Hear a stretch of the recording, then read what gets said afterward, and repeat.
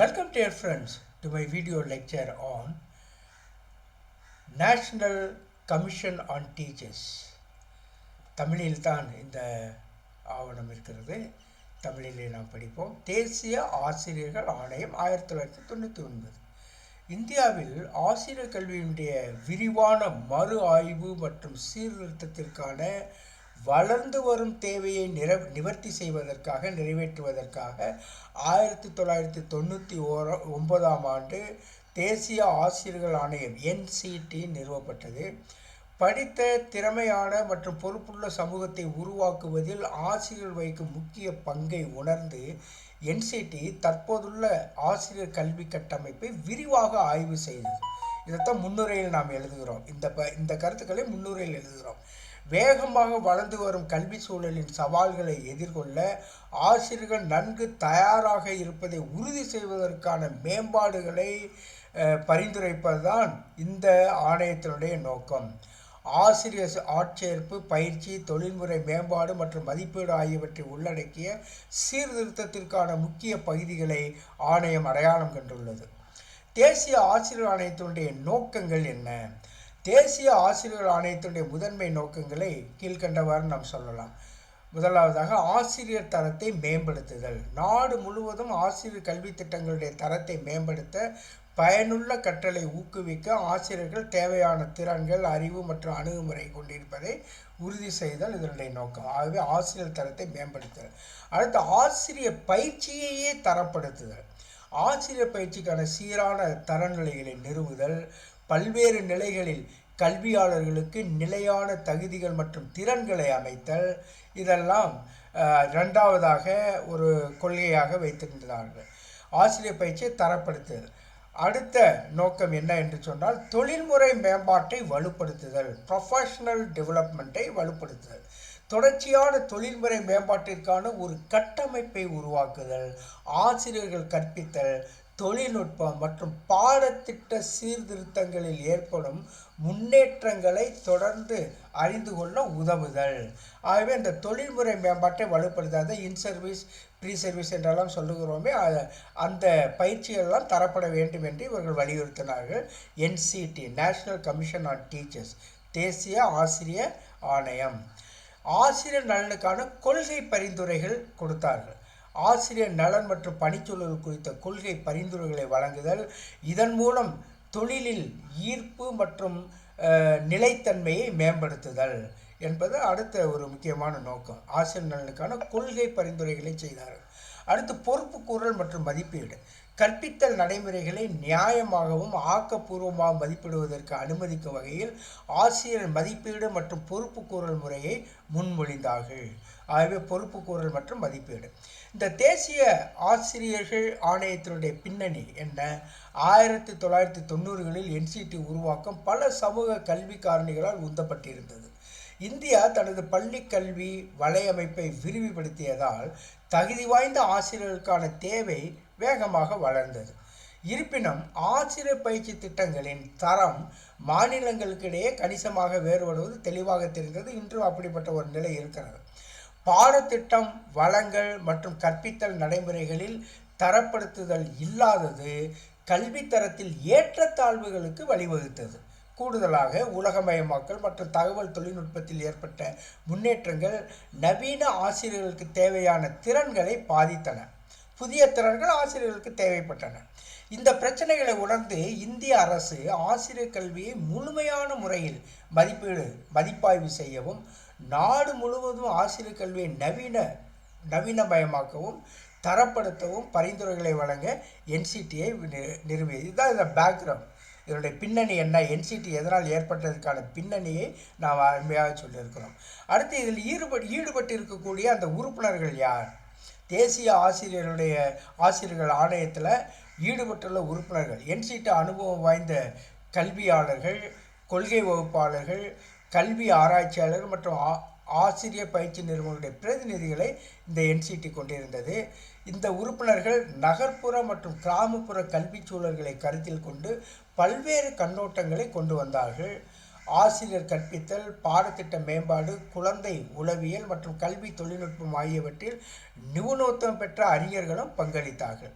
அவர்களுடைய கூட்டு நிபுணத்துவம் ஆசிரியர் கல்வியில் நிலவும் சவால்கள் மற்றும் சாத்தியமான சீர்திருத்தங்கள் பற்றிய விரிவான பகுப்பாய்வை சாத்தியமாக்கியது. அடுத்து இதான் ரொம்ப முக்கியமான ஒரு விஷயம். தேசிய ஆசிரியர் ஆணையத்துடைய பரிந்துரை கேள்வியில் வரக்கூடிய ஒரு முக்கியமான ஒரு விஷயம். இந்தியாவில் ஆசிரியர் கல்வியை மாற்றுவதை நோக்கமாக கொண்ட பல முக்கிய பரிந்துரைகளை என்சிடி வழங்கியது.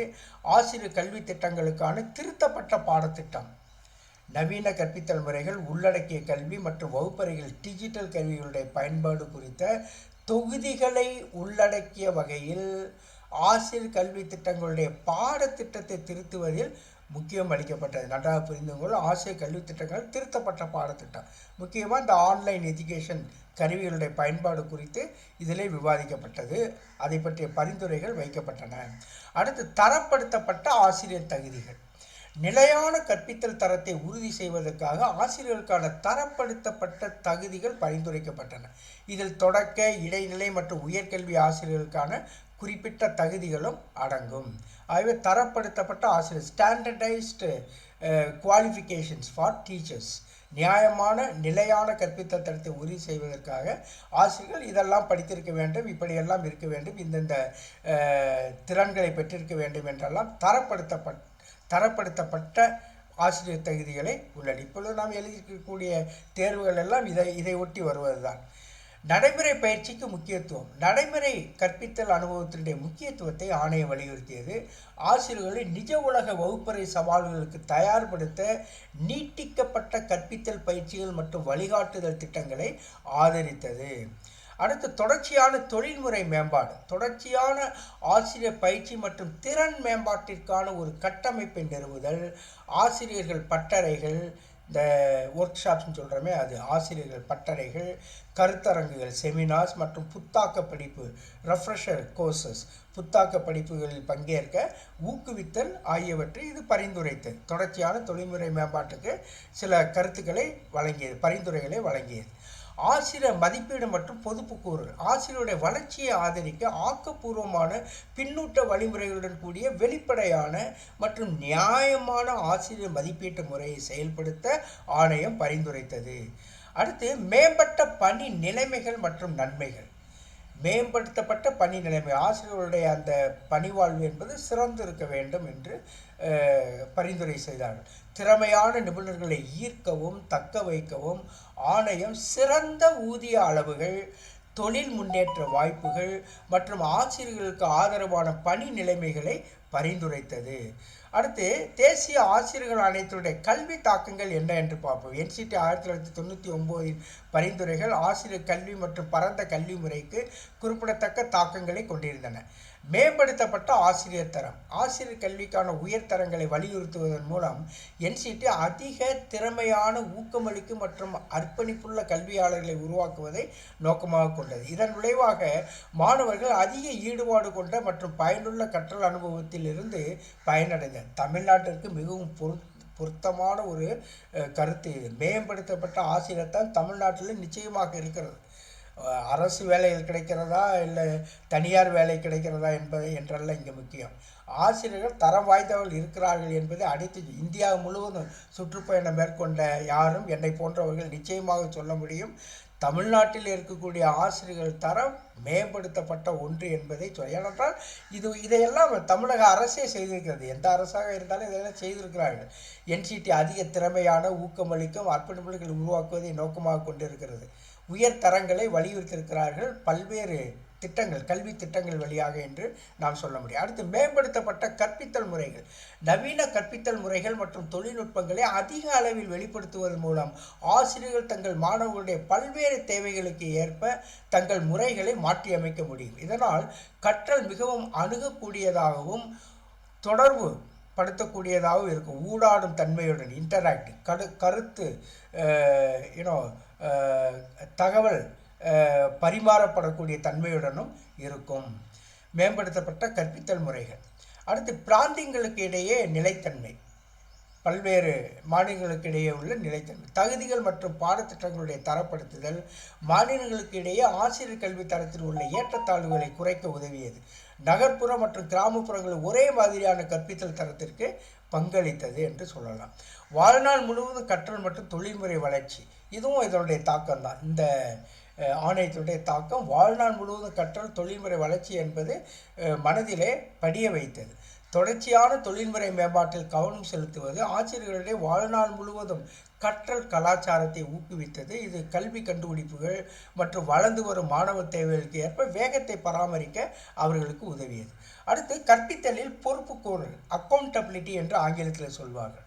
அதாவது பொறுப்பெடுத்துக் கொள்ளுதல், தான் செய்யக்கூடிய எந்த ஒரு வேலைக்கும் பொறுப்பெடுத்துக் கொள்ளுதல், முக்கியமாக கற்பித்தலிலே பொறுப்பு எடுத்துக்கொள்ளுதல், அதான் கற்பித்தலில் பொறுப்பு கூறல். ஒரு கட்டமைக்கப்பட்ட மதிப்பீட்டு முறையை நிறுவுவது பொறுப்புக்கூறல் கலாச்சாரத்தை வளர்த்தது மற்றும் ஆசிரியர்கள் நிறுவப்பட்ட செயல்திறன் தரநிலைகளை பூர்த்தி செய்வதை உறுதி செய்வதன் மூலம் கற்பித்தல் தொழிலில் நம்பிக்கையை வளர்க்க உதவியது. முடிவாக நாம் எழுதி சொல்லலாம், இந்தியாவில் ஆசிரியர் கல்வியை மறு வடிவமைப்பதில் தேசிய ஆசிரியர்கள் ஆணையம் மிக முக்கிய பங்கு வகித்தது. ஆசிரியர் ஆட்சேர்ப்பு, பயிற்சி மற்றும் தொழில்முறை மேம்பாட்டில் உள்ள முக்கியமான பிரச்சனைகளை நிவர்த்தி செய்வதன் மூலம் ஆணையம் மிகவும் வலுவான, பொறுப்புணர்வு உள்ள மற்றும் பதிலளிக்கக்கூடிய கல்வி முறைக்கு அடித்தளத்தை அமைத்தது. அதன் பரிந்துரைகள் ஆசிரியர்கள் செழித்து வளரக்கூடிய ஒரு தொழில்முறை சூழலை உருவாக்குவதையும் அதையொட்டி நாடு முழுவதும் உள்ள மாணவர்களுடைய முழுமையான வளர்ச்சியை ஆதரிப்பதையும் நோக்கமாக கொண்டிருந்தன. அதன் பணியின் தாக்கங்கள் ஆசிரியர் கல்வி தொடர்பான கொள்கை விவாதங்களை தொடர்ந்து பாதிக்கின்றன. இது நன்கு ஆதரிக்கப்படும் மற்றும் உயர்தர கற்பித்தல் பணியாளர்களுடைய தேவையை அடிக்கோடிட்டு காட்டுகிறது. அதிகாரம் பெற்ற மற்றும் படித்த தேசத்தை உருவாக்க ஆசிரியர் கல்வியில் முதலீடு செய்வதனுடைய முக்கியத்துவத்தை என்சிடியினுடைய மரபு பிரதிபலிக்கிறது. ஸோ இதுதான் முக்கியமான அந்த கருத்துக்களை நாம் சொல்லிவிட்டோம். இது சம்மரியாக நான் எப்படி சொல்லலாம், இதைத்தான் நீங்கள் எழுதி பார்த்து கொள்ள வேண்டும். ஆங்கிலத்திலும் இருக்கிறது, தமிழிலும் இருக்கிறது. நீங்கள் தமிழில் இருப்பதை தனியாக எழுதி வைத்துக்கொண்டு இதற்கு நீங்கள் பதில் சொல்லுங்கள். அதான் மேலே குறிப்பிட்ட அந்த கருத்துக்கள் தான் என்று சொல்லவில்லை. நீங்கள் புத்தகத்திலே படித்திருப்பீர்கள், உங்களிடம் நோட்ஸ் இருக்கும், அதையெல்லாம் வைத்துக்கொண்டு இந்த தலைப்பின் கீழ் எழுதி பாருங்கள். அதுதான் முக்கியம். நான் ஒரு மாடலாகத்தான் தருகிறேன், இதுதான் மிக மிக சிறந்த பதில் என்று நான் உங்களுக்கு தரவில்லை. ஆகவே அப்படி யாரும் நினைத்து கொண்டு என்னை பரிகசிக்க வேண்டாம். அதை நான் நிச்சயமாக முக்கிய கருத்துக்களை தருகிறேன் என்பதில் எனக்கு எந்த மாற்றமும் இல்லை. ஆனாலும் கூட நீங்கள் சரியாக படித்து கொள்ளுங்கள், உங்களுடைய நோட்ஸ்களில் புத்தகங்கள் வழியாக படித்து. ஆனால் இந்த சம்மரி எதற்கு தருகிறேன் என்று சொன்னால், இந்த தலைப்புகளின் கீழ் சில கருத்துக்களை எழுதி நீங்கள் பார்க்க வேண்டும் என்பதற்காக இதை நான் தருகிறேன். அடுத்து சம்மரியில் என்ன பார்க்கலாம், நேஷ்னல் கமிஷன் ஆன் டீச்சர்ஸ், தேசிய ஆசிரியர் ஆணையம் தலைப்பு, established in 1999 to reform teacher education in India. 1999ஆம் ஆண்டில் இந்தியாவில் ஆசிரியர் கல்வியை சீர்திருத்த இது உருவாக்கப்பட்டது. இதனுடைய நோக்கம் என்ன, ஆசிரியர் ஆட்சேர்ப்பு, பயிற்சி, தொழில்முறை வளர்ச்சி, மதிப்பீடு ஆகியவை மேம்படுத்த இலக்கை நிர்ணயித்தது. அடுத்து ஆசிரியர் கல்வியில் ஒரே மாதிரியான தரத்தை கொண்டு வர முனைந்தது. இதெல்லாம் அந்த முன்னுரையில் நாம் சொல்ல வேண்டிய விஷயம். நோக்கங்களில் எதை சொல்லலாம் என்று சொன்னால், ஆசிரியர் தரத்தை உயர்த்துதல், திறமையான மற்றும் அறிவார்ந்த ஆசிரியர்களை உருவாக்க கல்வி திட்டங்களை மேம்படுத்துதல், பயிற்சியை ஒருமைப்படுத்துதல், அதாவது ஸ்டாண்டர்டைஸ்டு ட்ரைனிங் என்று சொல்வது, ஒருமைப்படுத்துதல், அதாவது ஒரு தரம் வாய்ந்த எல்லாருக்கும் சென்று சேருகின்ற ஒரு பயிற்சி, அதைத்தான் ஒருமைப்படுத்துதல், ஸ்டாண்டர்டைசிங் என்று சொல்லுகிறோம். பயிற்சியை ஒருமைப்படுத்துதல், ஆசிரியர் தகுதிக்கான ஒரே மாதிரியான தரங்களை அமைத்தல். அடுத்து தொழில்முறை வளர்ச்சியை வலுப்படுத்துதல், ஆசிரியர்கள் புதிய கற்பித்தல் முறைகளில் விரைவாக புதுப்பிக்கப்பட உதவுதல். இதெல்லாம் நோக்கங்களாக இருக்கின்றன. ஆசிரியர் நலனுக்கான பரிந்துரைகள் என்ன என்று சொன்னால், வேலை சூழல் மற்றும் சலுகைகளை மேம்படுத்துதல், இது ஒரு முக்கியமான ஒரு ரெக்கமெண்டேஷன். அப்புறம் பொறுப்புடைமையும், அதாவது அக்கௌண்டபிலிட்டி, பொறுப்புடைமையும் மதிப்பீடும், ஆசிரியர்களுக்கான நியாயமான மதிப்பீட்டு முறையை கொண்டு வருதல். அடுத்து கல்வி விரிவாக்கத்தால் இதனுடைய பின்னணி என்ன என்று பின்னணி ஏற்கனவே நான் பார்த்து விட்டோம். இந்த கருத்துக்களில் நீங்கள் சிலவற்றை எழுதி பார்க்க வேண்டும். பின்னணி என்ன, கல்வி விரிவாக்கத்தால் 1990களில் தகுதியான ஆசிரியர்களுடைய தேவை அதிகரித்தது. அப்போ எல்லாம் ஆன்லைன் தொடங்கிடுச்சு, கம்ப்யூட்டர் இயரா தொடங்குகின்ற நேரம். ஆகவே தகுதியான ஆசிரியருடைய தேவை அந்த சமயத்தில் அதிகரித்தது. ஆன்லைன் விஷயங்கள் தெரிந்த ஆசிரியர்களால் தேவைப்பட்டார்கள். அடுத்து ஒருமைப்பாடு இல்லாமை கல்வித்தரத்தில் வேறுபாடு உருவாக்கியது. த ஸ்டாண்டர்டைஸ்டு ட்ரைனிங் இல்லாதனால, ஒரே மாதிரியான பயிற்சி இல்லாதனால அது கல்வித்தரத்தில் வேறுபாடு உருவாக்கி, அந்த கருத்தை பற்றி 1-2 வாக்கியங்கள் எழுத வேண்டும். அடுத்து ஆசிரியர் கல்வியை நவீனப்படுத்த ஆணையம் உருவாக்கப்பட்டது. இதில் உறுப்பினர்கள் யார்? முக்கியமான நோக்கம் வந்து ஆசிரியர் கல்வியை நவீனப்படுத்துகிறது, அது ஒன்று. அதுக்காகத்தான் இந்த ஆணையம் உருவாக்கப்பட்டது. இதுதான் பின்னணியில் நம்ம சொல்கிறோம். அடுத்து உறுப்பினர்கள் யார் இருக்கிறார்கள்? கொள்கையை வகுப்பவர்கள், கல்வி ஆராய்ச்சியாளர்கள், பயிற்றுவிப்பாளர்கள் ஆகியோர் இதில் இருக்கின்றார்கள். நகர மற்றும் கிராமப்புற கல்வி சவால்களை கருத்தில் கொண்டார்கள். அடுத்து இதனுடைய முக்கிய பரிந்துரைகள் என்ன? புதிய பாடத்திட்டம், புதிய கற்பித்தல் முறைகள், டிஜிட்டல் கருவிகள் சேர்க்கப்பட்டது. தரமான ஆசிரியர் தகுதிகள், பல்வேறு கல்வி நிலைகளுக்கு தனித்துவமான தகுதிகள் அதையெல்லாம் வரையறை செய்யப்பட்டன. அடுத்து நடைமுறை பயிற்சி முக்கியத்துவம், இன்டர்ன்ஷிப், வழிகாட்டுதல் அதிகரிக்க வேண்டும், அதற்கான வழிமுறைகள் எல்லாம் தரப்பட்டன. நடைமுறை பயிற்சிக்கு முக்கியத்துவம் தரப்பட்டது. அடுத்து தொடர் தொழில்முறை வளர்ச்சி, கண்டினியூவஸ் ப்ரொஃபஷனல் டெவலப்மெண்ட் என்று சொல்லக்கூடிய தொடர் தொழில்முறை வளர்ச்சி. பயிற்சி நிரல்களில் ஆசிரியர்கள் பங்கெடுக்க ஊக்குவித்தல், encouraging participation in training program. பயிற்சி விஷயங்களில் ஆசிரியர்கள் பங்கெடுக்க ஊக்குவித்தல். அடுத்து டீச்சர் எவாலுவேஷன் அண்ட் அக்கௌண்டபிலிட்டி, ஆசிரியர் மதிப்பீடு மற்றும் பொறுப்பு, வெளிப்படையான மதிப்பீட்டு முறை கொண்டு வருதல். அடுத்து better pay and working condition, சம்பளம் மற்றும் வேலை சூழல் மேம்பாடு, உயர்ந்த சம்பளம், பதவி உயர்வு வாய்ப்பு வழங்கி, இதெல்லாம் முக்கியமான ரெக்கமெண்டேஷன்ஸ். இதனுடைய கல்வி தாக்கங்கள் என்ன? இந்த ஆணையத்தினுடைய கல்வி தாக்கங்கள் இன்று வரைக்கும் இருக்கக்கூடிய அந்த கல்வி தாக்கங்கள் என்ன? மேம்பட்ட ஆசிரியர் தரம், திறமையான செயல்திறன் மிக்க ஆசிரியர்கள் இதனால் உருவானார்கள். அதற்கு பிற்பாடு வந்த ஆசிரியர்கள் இதையெல்லாம் பெற்றார்கள். நவீன கற்பித்தல் முறைகள், தொழில்நுட்ப மற்றும் புதிய உத்திகளை பயன்படுத்துதல். அடுத்து மாநிலங்களுக்கு இடையே ஒருமைப்பாடு, கல்வித்தர வேறுபாடு மிகவும் குறைந்திருக்கிறது இன்று. வட மாநிலங்களில் ஓரளவுக்கு தகுதி குறைந்த வட மாநிலங்கள் கூட இன்று அவர்களுடைய தகுதியை அதிகரித்து கொண்டு செல்கிறார்கள். நிறைய பணம் செலவிடப்படுகிறது, நம்மிடமிருந்து வாங்கி கூட அவர்களுக்கு செய்கின்ற அளவிற்கு நிலைமை இருக்கிறது. ஆனால் நிச்சயமாக அந்த தர வேறுபாடு குறைந்து வருகிறது. அங்கும் நிறைய பேரை நல்ல முறையில் படிக்க வைப்பது என்பதெல்லாம் இப்பொழுது நடந்து கொண்டிருக்கிறது. அடுத்து தரமான கல்வி கலாச்சாரம், அக்கௌண்டபிலிட்டி அண்ட் பர்ஃபார்மன்ஸ் எவால்வேஷன் என்றது. லைஃப் லாங் லேர்னிங், வாழ்க்கை முழுவதும் கல்வி, அந்த கலாச்சாரத்தை இன்றும் நினைத்து பார்க்கிறார்கள். ஆசிரியர்கள் தொடர்ந்து பயிற்சி பெற ஊக்குவிப்பு செய்யப்படுகிறார்கள். ஆகவே இந்த இன் சர்வீஸ் ட்ரைனிங் போன்ற அந்த பயிற்சி பட்டறைகள் எல்லாம் இன்றும் அரசுகள் வைத்து கொண்டிருக்கிறார்கள். தென் அக்கௌண்டபிலிட்டி அண்ட் பர்ஃபார்மன்ஸ் எவால்வேஷன், பொறுப்புடைமையும் செயல்திறன் மதிப்பீடும், கற்பித்தலுடைய தரம் உறுதி செய்யப்பட்டது. முடிவுரையாக என்ன சொல்லலாம்? ஆசிரியர் கல்வியை மாற்றுவதில் தேசிய ஆசிரியர் ஆணையம் 1999 முக்கிய பங்கு வகித்தது. அதன் மாற்றங்கள் வலுவான கல்வி அமைப்புக்கான அடித்தளமாக அமைந்தன. நன்றாக பயிற்சி பெற்ற ஆதரவு பெற்ற ஆசிரியர்கள் முக்கியம் என்பதை இந்த ஆணையம் வலியுறுத்தியது. சில கேள்விகளை முன்வைப்போம்.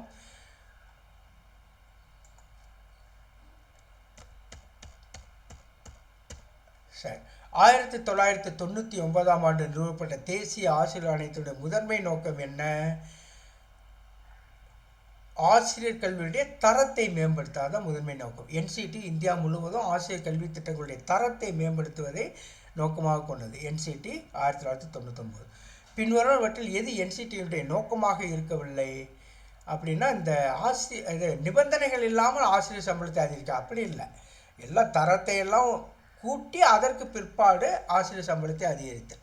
ஆகவே இந்த நிபந்தனை இல்லாமல் ஆசிரியர் சம்பளத்தை அதிகரிக்கணுங்கிறது நோக்கமாக இல்லை. என்சிடி சம்பளத்தை அதிகரிப்பதை அதிகமாக பேசவில்லை. ஆனால் அதிகமாக அதை சொல்லுகிறார்கள். ஆனால் முக்கியமாக அவர்கள் சொல்வது நிச்சயமாக சம்பள உயர்வு வேண்டும், வேலையினுடைய தகுதியெல்லாம் உயர வேண்டும் என்று சொல்லுகிற அதே நேரத்தில் தரம் மற்றும் தரங்களை மேம்படுத்துவதில் கவனம் செலுத்தினார்கள். என்சிடி நிறுவப்படுவதற்கு என்ன சமூக கல்வி காரணி, எந்த சமூக கல்வி காரணி தூண்டியது? அது தகுதி வாய்ந்த ஆசிரியர்களுக்கான தேவை இருந்தது. வளர்ந்து வரக்கூடிய சமுதாயத்தில் நல்ல ஆக்கமும் ஊக்கமும் திறன்களும் பெற்ற ஆசிரியர்கள் தேவை என்ற உணர்வு இருந்தது. விரிவடைந்து வரும் பள்ளி வலையமைப்பினுடைய காரணமாக தகுதி வாய்ந்த ஆசிரியர்களுக்கான தேவை அதிகரித்து வருவது என்சிடி நிறுவலுக்கு வழிவகுத்தது. தேசிய ஆசிரியர் ஆணையத்தில் யார் உறுப்பினராக இருந்தார்கள் என்று சொன்னால் பல்வேறு கண்ணோட்டங்களை உறுதி செய்வதற்காக அனுபவ வாய்ந்த கல்வியாளர்கள், கொள்கை வகுப்பாளர்கள் மற்றும் கல்வி ஆராய்ச்சிகளை என்சிடி உள்ளடக்கியது. ஆசிரியர் கல்வி திட்டங்களுடைய பாடத்திட்டத்தை மாற்றி அமைக்க, திருத்தி அமைக்க வேண்டும் என்பது என்சிடியுடைய பரிந்துரைகள் ஒன்று. இந்த திருத்தத்தினுடைய நோக்கம் என்ன என்று சொன்னால் நவீன கற்பித்தல் முறைகளை சேர்ப்பது அதன் நோக்கம். நவீன கற்பித்தல் முறையை இணைக்கும் வகையில் பாடத்திட்டத்தை திருத்தி அமைக்க என்சிடி பரிந்துரைத்தது. ஆசிரியர் தகுதிகள் குறித்து என்சிடி எதை வலியுறுத்தியது? நிலையான கற்பித்தல் தரத்தை உறுதி செய்வதற்காக தரப்படுத்தப்பட்ட தகுதிகளை என்சிடி உருவாக்கியது. அதாவது பல்வேறு கல்வி நிலைகளில் தரப்படுத்தப்பட்ட தகுதிகள் இருக்க வேண்டும் என்று அது நினைத்தது. ஆசிரியர்கள் இப்பொழுது 5ஆம் வகுப்பு வரைக்கும் கற்பித்தல் நடைபெற வேண்டுமானால் எப்படிப்பட்ட தகுதி வேண்டும்? அதே இது 6லிருந்து 8 வரைக்கும் எப்படிப்பட்ட தகுதி வேண்டும்? 11, 12ஆம் வகுப்பு மாணவர்களுக்கு கற்பிக்க வேண்டுமானால் என்ன தகுதி நிலையில் வேண்டும்? இப்படி அதை நிர்ணயம் செய்தது. நிலையான கற்பித்தல் தரத்தை உறுதி செய்வதற்காக தரப்படுத்தப்பட்ட தகுதிகளை என்சிடி ஆதரித்தது. அடுத்து என்சிடியினுடைய படி வகுப்பறை சவால்களுக்கு ஆசிரியர்கள் தயார்படுத்துவதற்கு எது முக்கியம் என்று சொன்னால் விரிவான நடைமுறை கற்பித்தல் அனுபவம். ஆசிரியர்களை தயார்படுத்த விரிவான நடைமுறை கற்பித்தல் அனுபவத்தினுடைய முக்கியத்துவத்தை என்சிடி வலியுறுத்தியது. தொடர்ச்சியான ஆசிரியர் பயிற்சிக்கு என்சிடி என்ன பரிந்துரைத்தது என்று சொன்னால் தொடர்ச்சியான தொழில்முறை வளர்ச்சிக்கான ஒரு கட்டமைப்பு. அதாவது சரியாக இந்த நம்ம சொல்கிற என்சிஆர்டி எல்லாம் இருக்கிறது,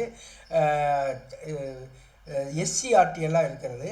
அது தொடர்ச்சியான தொழில்முறை வளர்ச்சிக்காக ஒரு கட்டமைப்பை அது வைத்திருக்க வேண்டும் என்று இந்த ஆணையம் விரும்பியது. அதெல்லாம் அவர்கள் தொடர்ச்சியாக 6 மாதத்துக்கு ஒரு முறை பயிற்சி கொடுத்தல், சிலபஸ் மாறுகின்ற பொழுதெல்லாம் பயிற்சி கொடுத்தல், இதெல்லாம் தொடர்ச்சியான தொழில்முறை வளர்ச்சிக்கான ஒரு கட்டமைப்பு. ஆசிரியர்களுக்கான தொடர்ச்சியான தொழில்முறை மேம்பாட்டுக்கான கட்டமைப்பை நிறுவ என்சிடி பரிந்துரைத்தது.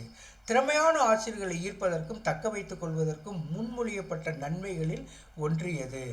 தொழிலை மேலும் கவர்ச்சிகரமானதாக மாற்ற பணி நிலைமைகள் மற்றும் சலுகைகளை மேம்படுத்த என்சிடி பரிந்துரைத்தது. ஆசிரியர் மதிப்பீட்டிற்கு என்சிடி எந்த வகையான அமைப்பை முன்மொழிந்தது? ஆசிரியர்களை மதிப்பிடுவதற்கு ஆக்கப்பூர்வமான கருத்துக்கள் உட்பட ஒரு வெளிப்படையான மற்றும் நியாயமான அமைப்பை என்சிடி முன்மொழிந்தது. ஆசிரியர் தரத்திற்கான என்சிடியுடைய பரிந்துரைகளின் முக்கிய தாக்கம் என்ன? வகுப்பறைகளில் மாணவருடைய கற்றல் அனுபவங்களை மேம்படுத்துவதை நோக்கமாக கொண்ட மேம்படுத்தப்பட்ட ஆசிரியர் தரம். ஆசிரியர் பயிற்சிக்கு சீரான தரநிலைகளை உருவாக்குவதே என்சிடியுடைய நோக்கம். இது என்ன விளைவை ஏற்படுத்தும்? தரப்படுத்தல் என்பது பிராந்தியங்கள் முழுவதும் கற்பித்தல் தரத்தில் நிலைத்தன்மையை உருவாக்குவதை நோக்கமாக கொண்டது. நவீன சவால்களுக்கு ஏற்ப எந்த பகுதி கவனம் தேவை என்று என்சிடியால் முன்னிலைப்படுத்தப்பட்டது? டிஜிட்டல் கற்பித்தல் முறைகள் மற்றும் டிஜிட்டல் கருவிகள். ஆசிரியர் பயிற்சியில் நவீன கற்பித்தல் முறைகள் மற்றும் டிஜிட்டல் கருவிகளின் அவசியத்தை என்சிடி எடுத்துரைத்தது. தொடர்ச்சியான தொழில்முறை மேம்பாட்டில் என்சிடி கவனம் செலுத்துவது எந்த வகையான கலாச்சாரத்தை வளர்ப்பதை அடிப்படையாக கொண்டது என்று சொன்னால் வாழ்நாள் முழுவதும் கற்றல் கலாச்சாரம், லைஃப் லாங் லேர்னிங் கல்ச்சர். கல்வியாளர்களிடையே வாழ்நாள் முழுவதும் கற்றல் கலாச்சாரத்தை உருவாக்குவதை நோக்கமாக கொண்ட தொடர்ச்சியான தொழில்முறை மேம்பாடு. ஆசிரியர்களுக்கான முன்மொழியப்பட்ட கட்டமைக்கப்பட்ட மதிப்பீட்டு முறையின்ற ஒரு விளைவு என்ன? அது என்ன என்று சொன்னால் அதிகரித்த ஆசிரியர் பொறுப்பு, அக்கௌண்டபிளி. செய்யக்கூடிய ஒவ்வொன்றுக்கும் ஆசிரியர் பொறுப்பு கூறல் என்பது அதனுடைய முக்கியத்துவம் வலியுறுத்தப்பட்டது, பயிற்சிகளில் வலியுறுத்தப்பட்டது. கட்டமைக்கப்பட்ட மதிப்பீட்டு முறை ஆசிரியருடைய பொறுப்புணர்வை அதிகரிக்கும் நோக்கத்தை கொண்டுள்ளது. கல்வி தரத்தில் உள்ள ஏற்றத்தாழ்வுகளை நிவர்த்தி செய்வதை என்சிடி எவ்வாறு நோக்கமாக கொண்டது?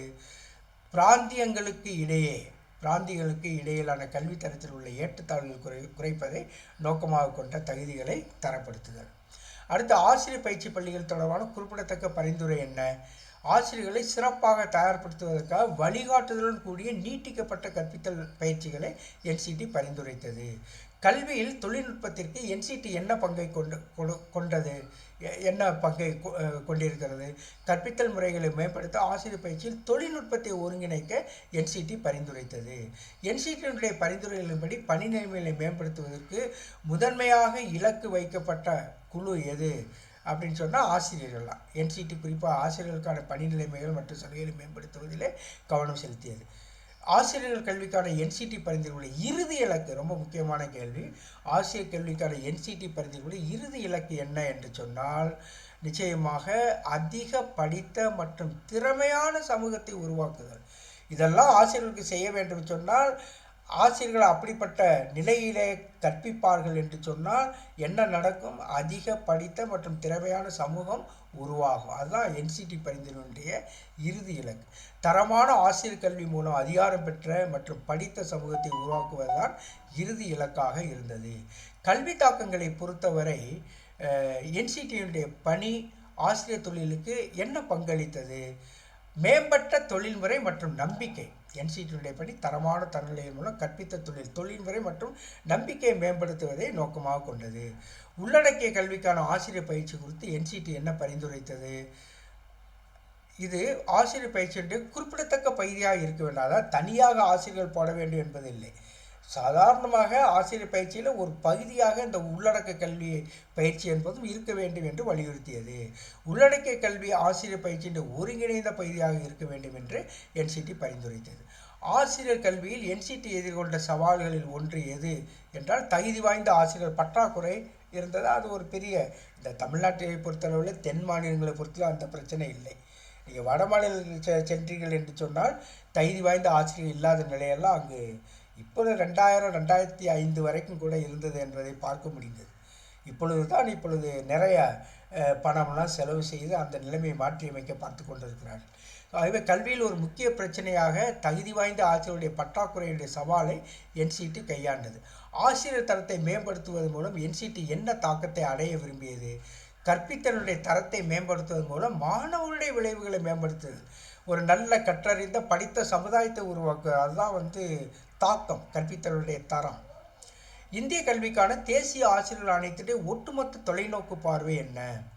அது என்னன்னா, ஒரு வலுவான கல்வி முறைக்கு நன்கு ஆதரிக்கப்பட்ட மற்றும் உயர்தர கற்பித்தல் பணியாளர்களை என்சிடி அவசியமாக கருதியது. So thank you very much dear friends. God bless you abundantly. Kindly go through the summary part. இந்த சம்மரி பாட்டில் இருக்கக்கூடிய அந்த பகுதிகளை எடுத்துக்கொண்டு கொஞ்சம் 1-2 கருத்துக்களை எழுதி பார்த்தால் அங்கே நிச்சயமாக தேர்வில் இந்த கேள்வி வருமானால் உங்களுக்கு எளிதாக அது இருக்கும். ஆகவே தயவுகூர்ந்து பயிற்சி செய்யாமல் இது செய்ய. ஆனால் இதெல்லாம் கருத்துக்கள் எல்லாம் தெரிந்தது தான். எது தெரியாமல் இருக்குது? பிஎட்லேருந்து எம்எட்லேருந்து நெட்டு தேர்வுலேருந்து எல்லாத்தையும் படித்து கொண்டு தான் இருக்கோம். ஆகவே இதெல்லாம் கருத்துக்கள் நமக்கு தெரியாது. எப்படி கோர்வையாக அமைப்பது, எப்படி எழுதுவது, எப்படி முன்னுரை, அந்த கருத்துக்கள், அதனுடைய பின்னணி மற்றும் பரிந்துரைகள், கல்வி தாக்கங்கள் என்று வடிவமைக்கப்பட்டு எவ்வாறு எழுதுவது என்பதுதான் முக்கியம்.